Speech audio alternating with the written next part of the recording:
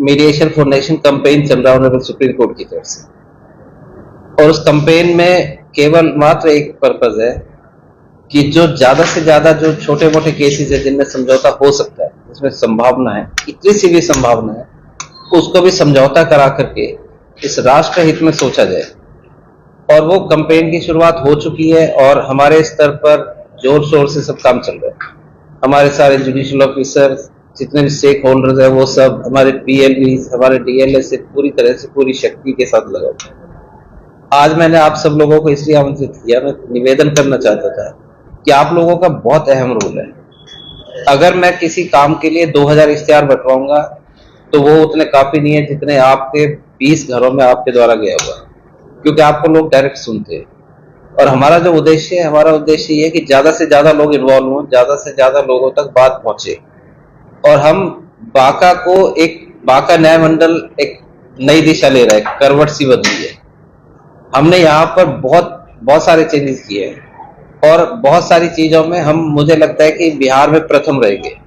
तो ऐसा ही आप लोगों से सब निवेदन है कि आप सब लोग थोड़ा थोड़ा हाथ लगाएं तो गोवर्धन पर्वत उठ जाएगा। और हम इस काम में भी बांका को पहले नंबर पर लाना चाहते हैं कि सबसे ज्यादा केसेस का डिस्पोजल हो।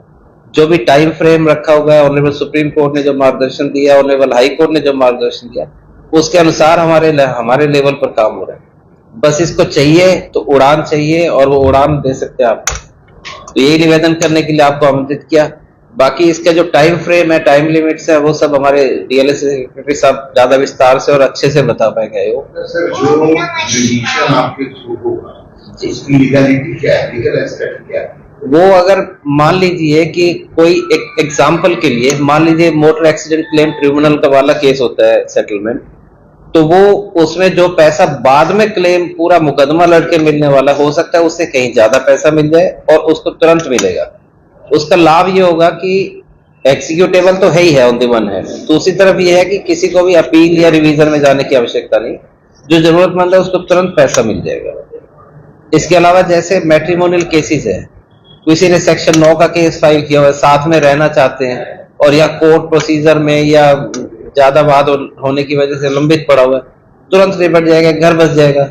125 का मान लीजिए, अब तो 144 हो गया उसका नई आचार संहिता का। तो जो भी उसमें पैसा मिलना है, क्लेम मिलना है बच्चे को, हो सकता है कि वो पति पत्नी का दोनों का आपस में समझौता होने से घर बस जाए, कि नई शुरुआत हो जाए।